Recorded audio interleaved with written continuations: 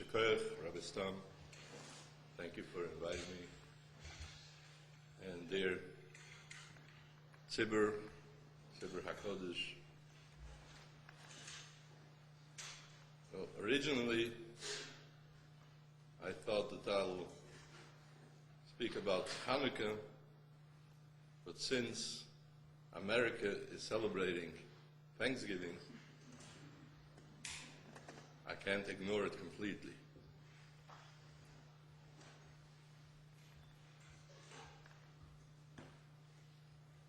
So millions of people are celebrating this holiday of Thanksgiving. And Thanksgiving to Hashem for whatever the miracles that happened here in America. But we, the Jewish people, we have Thanksgiving, not one day. First of all 8 days of Chanukah, we say, Lahodot, Lahalel, L'Shabayach. We are giving thanks for Hashem for all the miracles. So we have more than one day. But it's not only the 8 days of Hanukkah. It's all the Yom Tovim. And Dafka every day. We say, Moedim Anachnu Loch. We thank you, Hashem. And not only every day, 3 times a day that we say the Shemona Esrei, Moedim Anachnu Loch.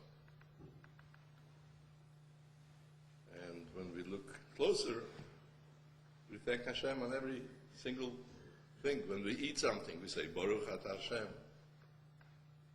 So, we are so used to it that we don't think about it. So, we have to be more aware about this.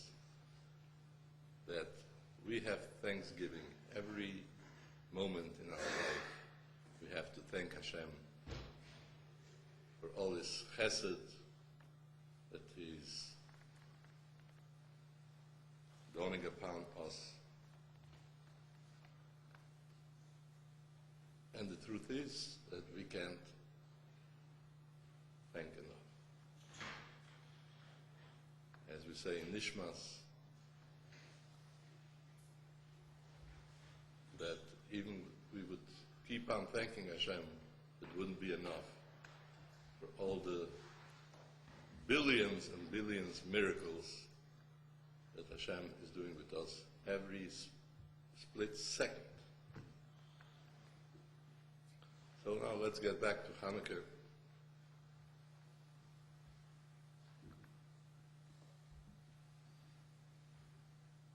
The name Chanukah means to renew something new, like Chanukah's Habayis, Chinuch Beis Hamikdash. When the Chashmonaim had this miracle that they got back the Beis Hamikdash and with the menorah and everything, even though the Beis Hamikdash was there before, but since the Yevonim brought in so much tumah, Timul Kol Hashmanim, and now that they had this great zechus and great miracle to start again the Avodas Beis Hamikdash, they began again from new. And this is Chanukah. This symbolizes the Jewish nation, that we never give up. We always try again. Hanukkah is also called by some people the Festival of Lights.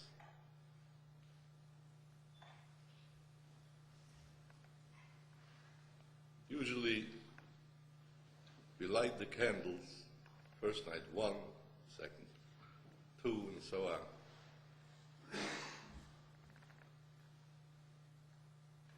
When we think about how do we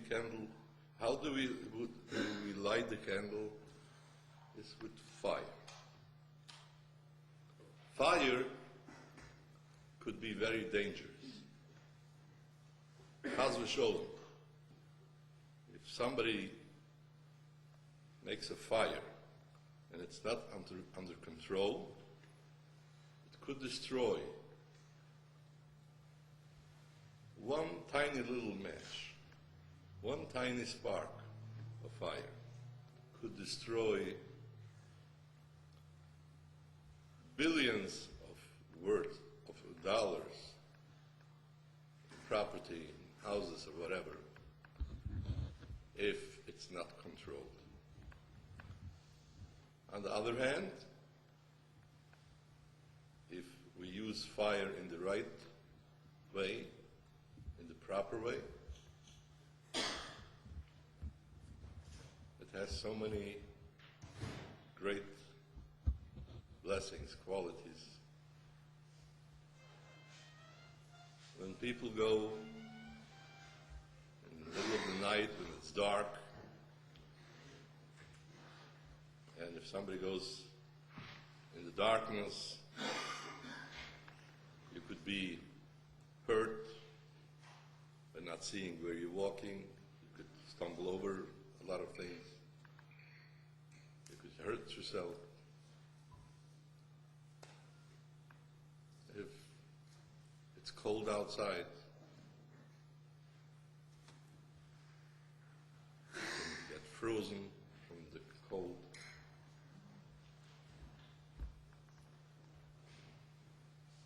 Just imagine a person going through the woods, a dark night, and doesn't know the end of the woods, where to go out, where to come, where to go. And he sees, from far away, he sees small, tiny little spark, a little light, a candle is burning. He goes there. And he's also very cold, shivering from the cold. And he comes closer to this place where the light is on. He sees there's a house. He knocks on the door, comes in. And the first thing, they welcome him in a warm room. And he goes close to the fireplace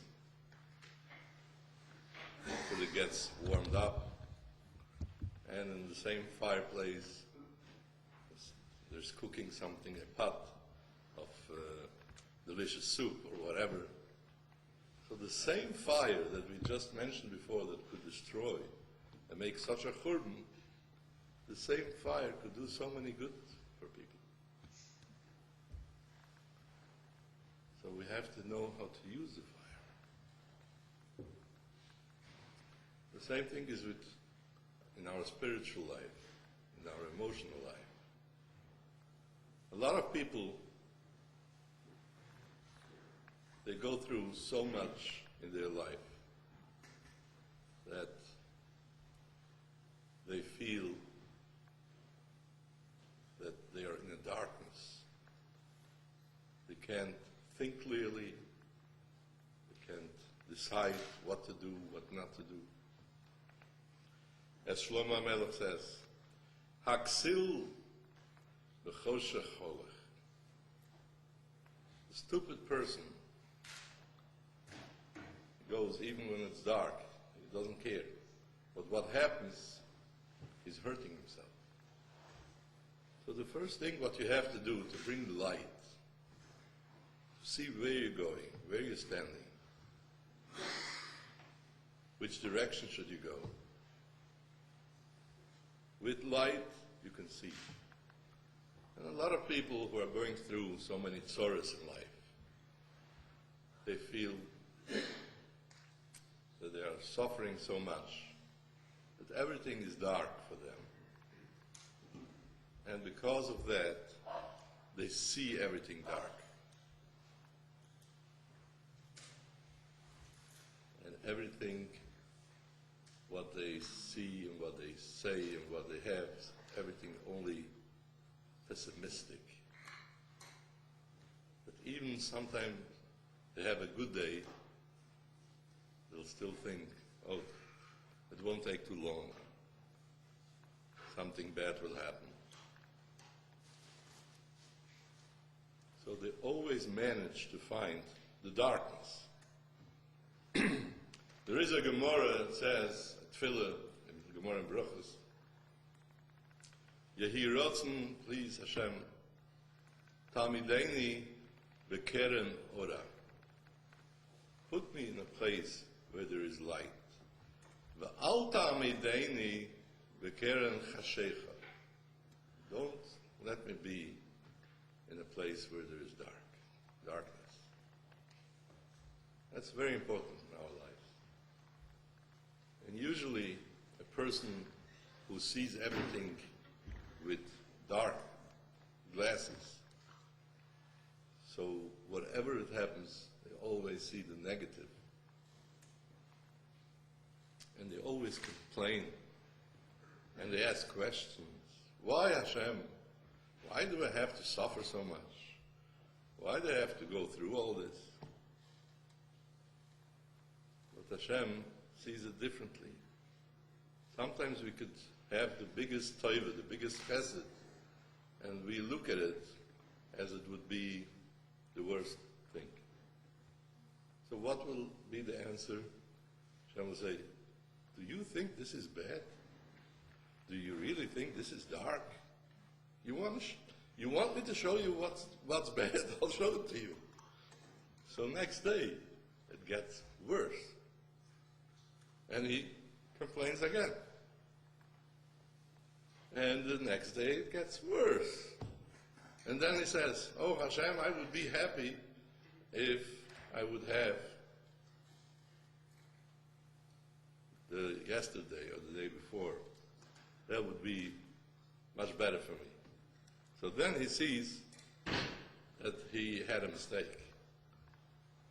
He didn't see things right. On the opposite,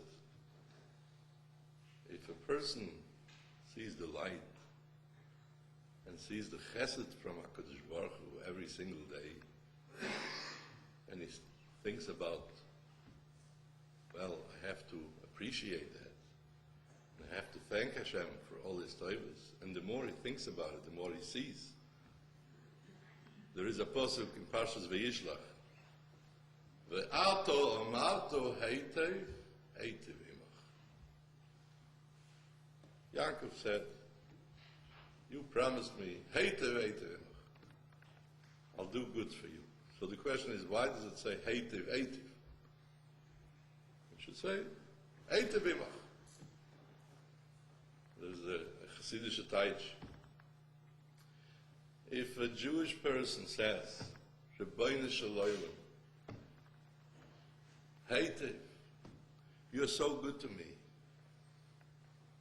I can't thank you enough for all the goods.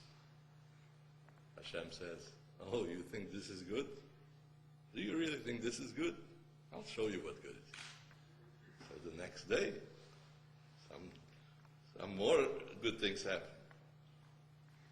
And you get really excited. Oh, I didn't know that such good things exist even. And he starts to think, more Hashem. Hashem says, oh, you're not finished. I'm going to show you that I'm going to show you more than that. So that's the difference between a pessimist or an optimist. A pessimist will always see the bad things and the darkness, and he will never find the light at the end of the tunnel. So he goes more and more in the other side, to the opposite side, to the darkness. And is always complaining. And the more he complains, he sees more things to complain. But the optimist that thinks positive and thanks Hashem, there it starts like a chain, one other ring to the chain, another ring. Every day is more and more of chesed. So this is the meaning of Chanukah. That once we light one candle, and Hashem made this miracle to find this jug of oil, like the rabbi just mentioned before. Even though it says the Lashon, Batku Veloi Matsu. They looked around, they were searching, and they did not find Elo Pach Echad Shel Shem. Only one jug of oil. The question is, this is not a way of talking. They should say, Batku, they searched, Matsu, and they found Pach Echad Shel Shem. What is this Veloi Matsu? They didn't find. Did they find or didn't they?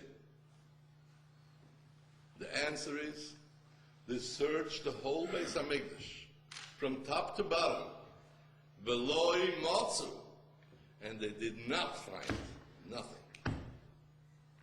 So if you don't find, you give up. That's it. There's nothing to do. You could say, Hashem, we wanted, we tried. That's it. But the holy Kohanim, the Chashmonaim, said, we never give up. This is our faith. We believe in Hashem. We never give up. Even we searched, we didn't find. Let's search again. And then they found it. So once they found this jug of oil, it was just a tiny little jug. So how long could you use it? How long will it burn? Here comes in this miracle. In this small, tiny little jug, there was oil for 8 days. This also shows what it means, a Yiddish neshama. Every single person, you can think, oh, we are only basar v'dam. Our qualities, our koiches are limited. We can't do more than we can. No. A Jewish person is different. You could see one single person, if he really wants, and ask from Hashem, please Hashem, you put me in this world. You created me. Because you want I should accomplish something. Just show me the way. Give me clarity. And I'm going to do everything that's possible. And we see so many single Jewish people, how they grew up, and they did so much that it's almost impossible for one person to accomplish. We are not talking about the holy Nevi'im, the prophets that had the zechus to speak with Hashem. Who talks about Moshe Rabbeinu, what he accomplished. One person, he was also Yelid Isha, he wasn't a Malach. He was born from a mother.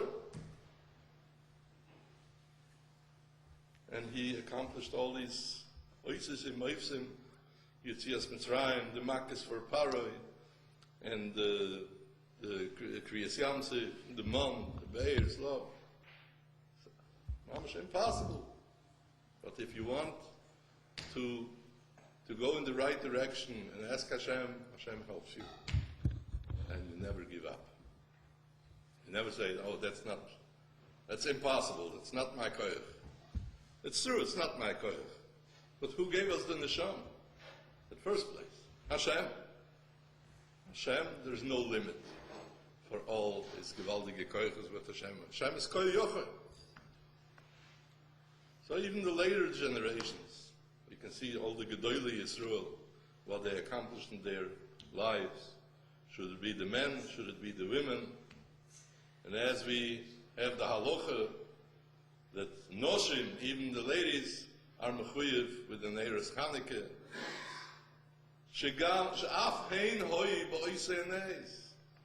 they also participated in the Nes. The story of Yehudit.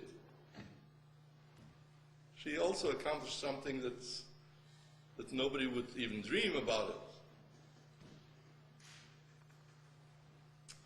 So before I conclude my drasha, I would like to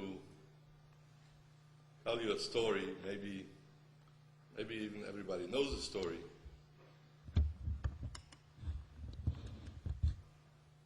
It goes back about 240 years, I think. When was the revolution in American Revolution? 1776. Well, as we know, that was the time my Zayder of Schmelke was in Nikolsburg.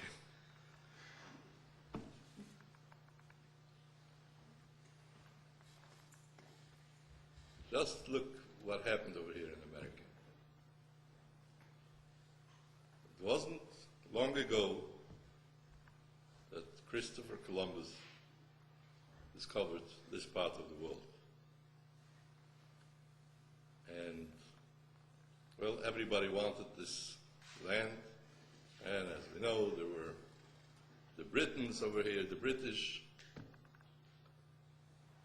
but they put on a lot of taxes and things that was unbearable. And here comes a great person, George Washington, and he said, we can't go on with this. We have to have freedom, freedom of oppression, freedom for religion. So he started the revolution. But if you could just imagine, here is the British Empire, that they were ruling a lot of countries, and they had all their means with money, with the army, arms, everything that they needed. And here comes a small group in this country, and to try to throw off this yoke, because they're looking for freedom. And as it's known in history, that George Washington with his people, they went through a lot of hardship. And it's known the story about Valley Forge. It was middle of the winter, cold, freezing,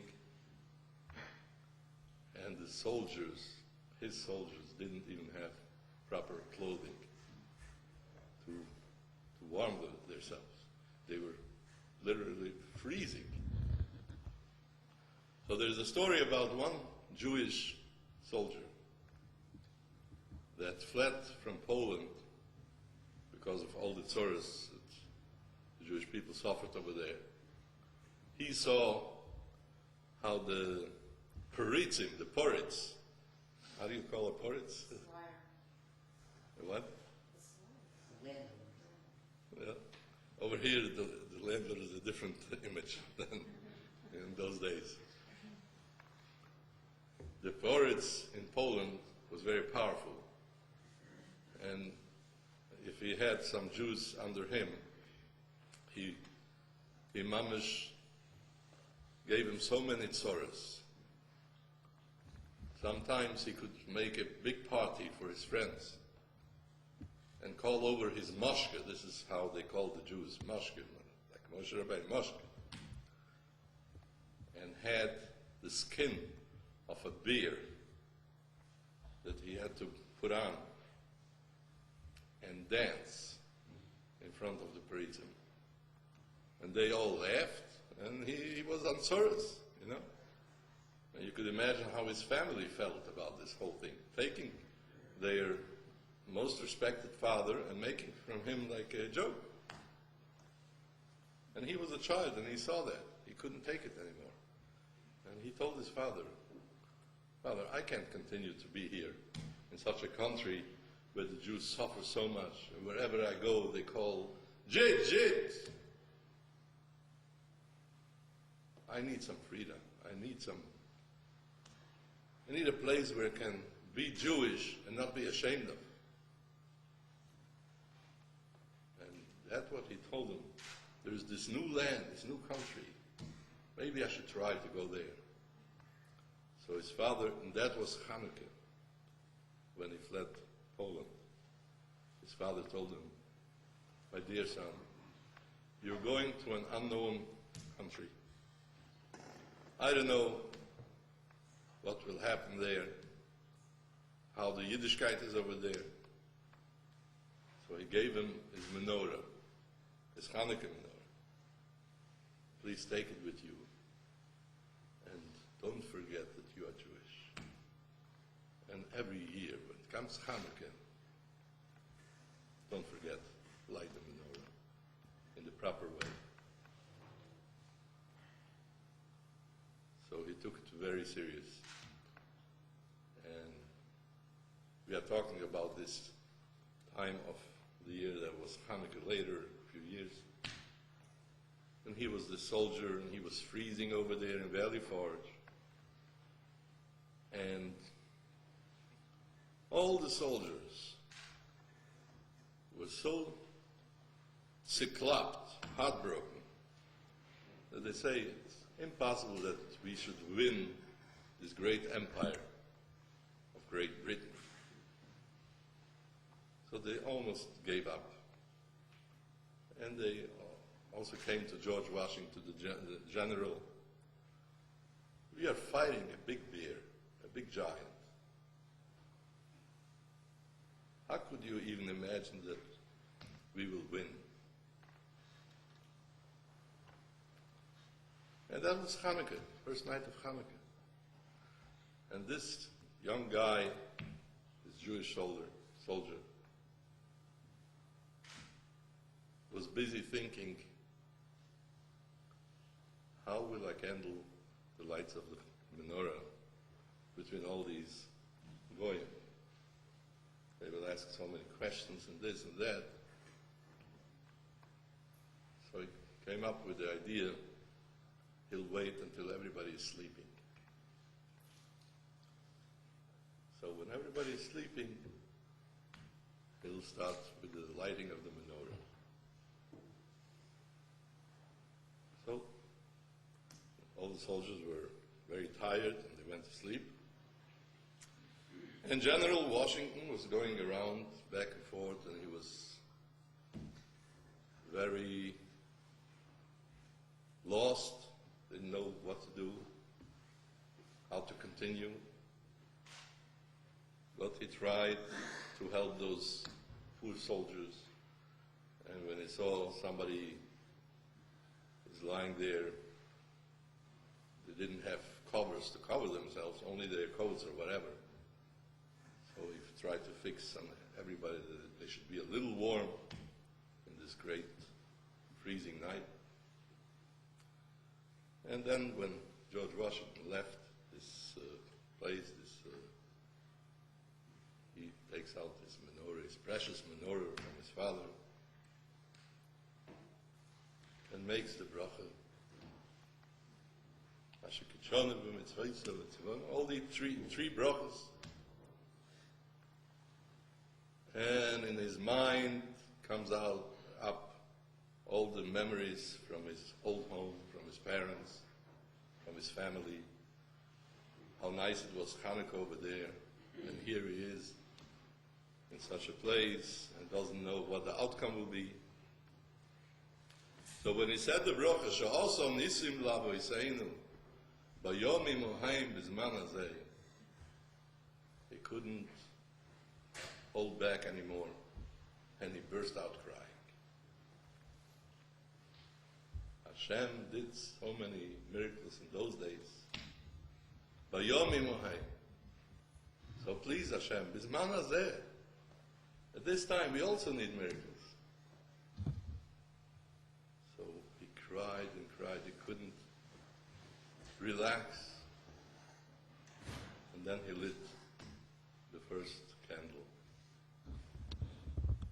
And while he was there crying, somebody taps him on the shoulder.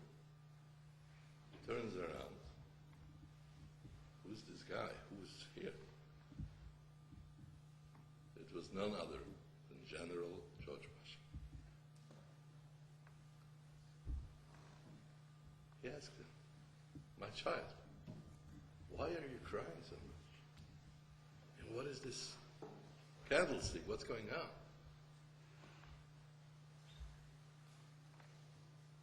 So they sat down on the floor,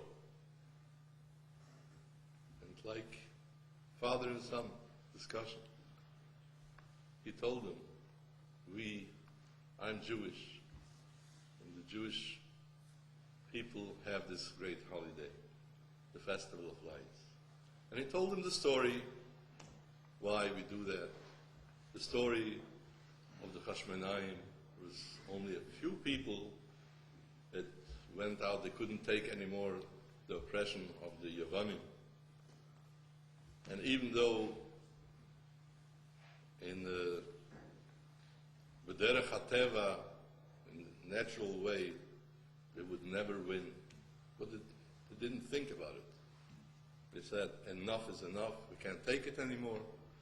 We can't see how the name of Hashem is Chilul Shem Shemayim, and they don't let us do the mitzvahs, there's no freedom of religion, and they went full force into war to the great empire of Yavam. And Hashem showed them the miracle of Rabim B'yad Me'atim. Even though Yavonim were a lot of people, and those Hashmonaim were very few people, and so on and on. And the victory was on the side of the Hashmonaim. Is that you ask me why I cry? I cry, I see what we suffer over here, what we're going through, and everybody is almost giving up. I pray to Hashem, please Hashem, why do we do this?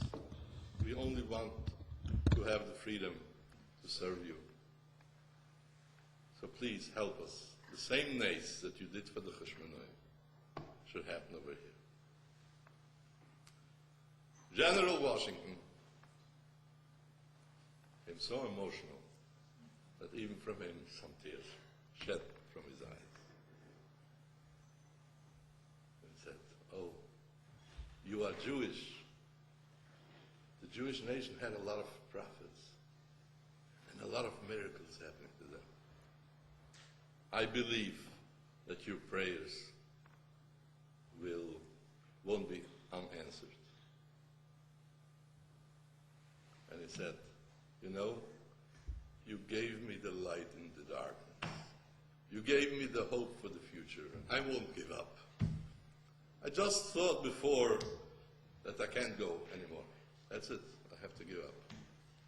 But now with this tiny little light, the candle, you gave me the courage. And we're gonna win." Didn't take long. And as we know, here is America free. Freedom. So this Jewish soldier started to build his own life, and he had a small, tiny little house in Manhattan, in Broome Street. Anybody knows where Broome Street is?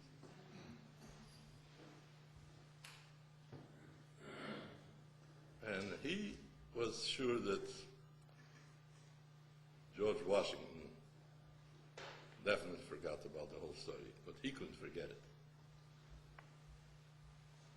He tried to forget all the bitterness, all the struggles that they had by fighting the Britons. But this story about the menorah and Chanukah was always in his mind. The next year, he puts the menorah by the window. As the custom is, lefarsum ein nisa.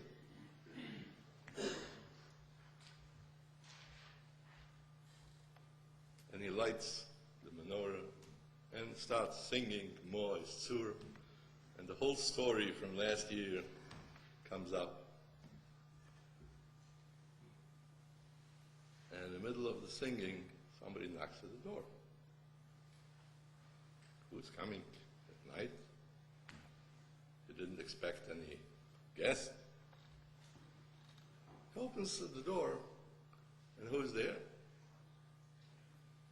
George Washington. I don't know if he was already the president or not. I don't know, when did he become president? Right after the winning? But he was the same person, George Washington. He comes in. And with joy, he comes to the candlestick, to the menorah. This is what gave me courage. This is what gave me light in the biggest darkness. I won't forget this. I came to show you gratitude, to thank you. If not for you and this candlestick, I would give up. But with the story that you told me, the story that's connected with this menorah, I knew that if we don't give up, we will win. And that's what happened. So, in a few days from now, the government will give out medals for all the soldiers that struggle so much. And you will be one of them. But I came special before. I came special to you because you're the one that gave me the courage. And as a token of appreciation, take this special medal that nobody else will get. And he puts down on him. So, they had a little chat, a little warm tea, and George Washington left. And then he looked at the medal. There was an inscription of the menorah. And saying, I don't remember all the words, that like, this is something that helped. So, this is a great story, and what I was told, it's a true story. So we should all remember, never give up. In the greatest darkness, there could be light. There's a pasuk in Bereshis, "Vayomer Elokim yehi oir, vayi oir." Hashem said, should be light, and then it was created, the light. There's also a very cute, sweet Hasidic touch on this. Vayomer.